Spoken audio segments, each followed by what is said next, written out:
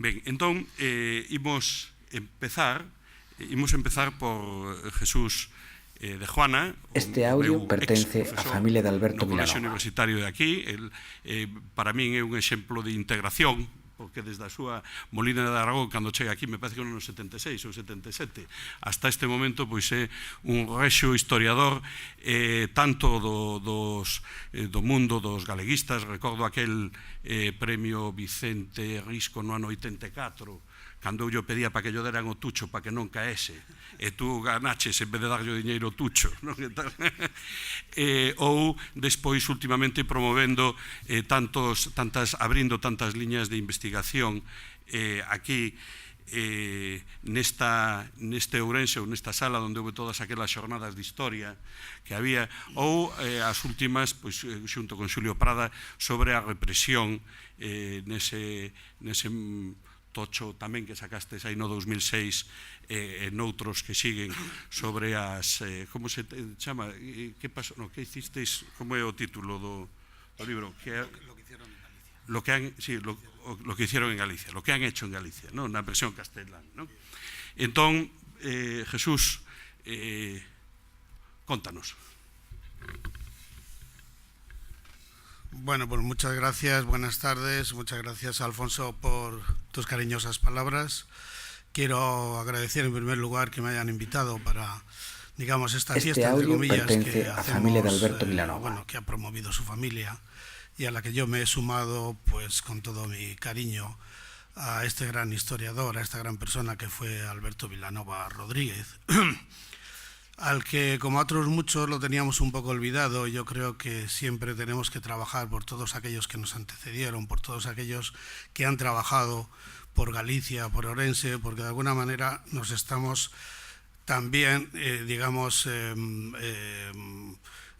estamos nosotros también beneficiándonos, ¿no?, de este mérito de nuestros antepasados, ¿no?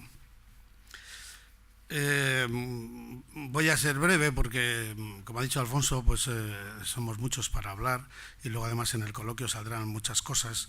Por lo tanto me voy a ceñir a algunas cosas solo de Alberto Vilanova, al cual no tuve la suerte de conocer. Sí conozco sus principales obras, como no podía ser de otra manera, pero no lo conocí personalmente y bien que lo lamento. A mí lo primero que se me ocurre al rememorar la memoria de Alberto Vilanova es que es una persona que está esperando una biografía, una biobibliografía. Porque para preparar un poco este acto, pues estuve leyendo las pocas cosas que hay y las breves cosas que hay, y la verdad es que hay muchos errores, pues desde el día de nacimiento hasta el año, ¿no? Hay algunos autores que hablan de que nació el día 5 de julio, otros hablan del día 10. Este audio pertenece a familia de Alberto Vilanova. 10, otros que nació en el año 12. Y por decir solo algunas anécdotas, ¿no?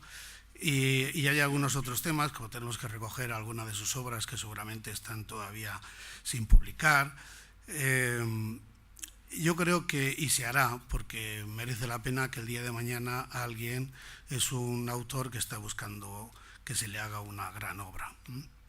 Y yo creo que, como digo, bien desde nuestra Facultad de Historia de aquí, de Ourense, o bien algún otro de la facultad de tal, en algún trabajo científico, pero yo estoy seguro que dentro de poco Alberto Vilanova, teniendo además a su disposición todo el bagaje bibliográfico y documental que hay en la Diputación, en la biblioteca de la Diputación, por donación de su biblioteca, pues yo creo que eso tampoco es tan difícil de hacer y yo creo que lo haremos.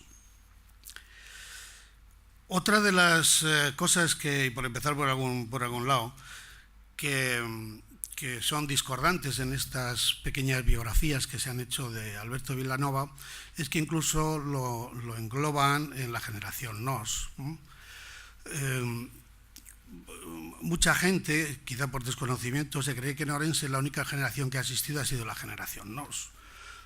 Las generaciones culturales son como las generaciones Este audio pertenece a familia de Alberto Vilanova.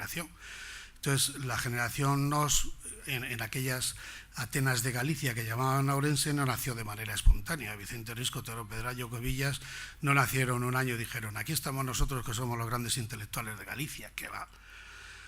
cuando nace la cultura, digamos, burguesa, cuando el Estado liberal organiza la cultura y la enseñanza que de alguna manera somos herederos, ya en Orense hubo una generación muy importante a mediados de siglo, con el de Bedoya, con el padre Bonifacio Díaz, el antiguo abad de Celanova, con García Mosquera, es decir, una serie de gente que ya empezaron a recopilar aquellas bibliotecas y aquellas pinacotecas que estaban en los monasterios y que en el contexto de las desamortizaciones, pues el Estado se preocupó de.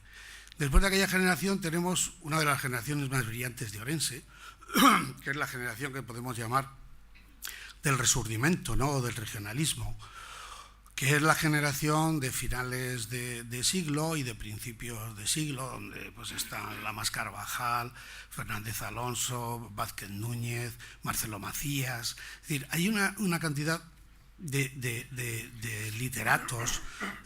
Lamas Carvajal escribe es el editor del primer periódico escrito en gallego, ¿no?, el Tío Marcos da Portela. Y seguramente este audio pertenece a familia de Alberto Vilanova. Entonces era el Eco de Orense, que dirigía Lamas Carvajal también. Seguramente el primer periodista profesional, el primer cronista de la restauración que hubo en Galicia, ¿no?, Lamas Carvajal. Bueno, aquella generación, que también se podía llamar generación de la Comisión de Monumentos de Orense, que editaban una de las revistas científicas de tipo histórico-artístico más relevantes que se publicaban entonces en España, ¿no?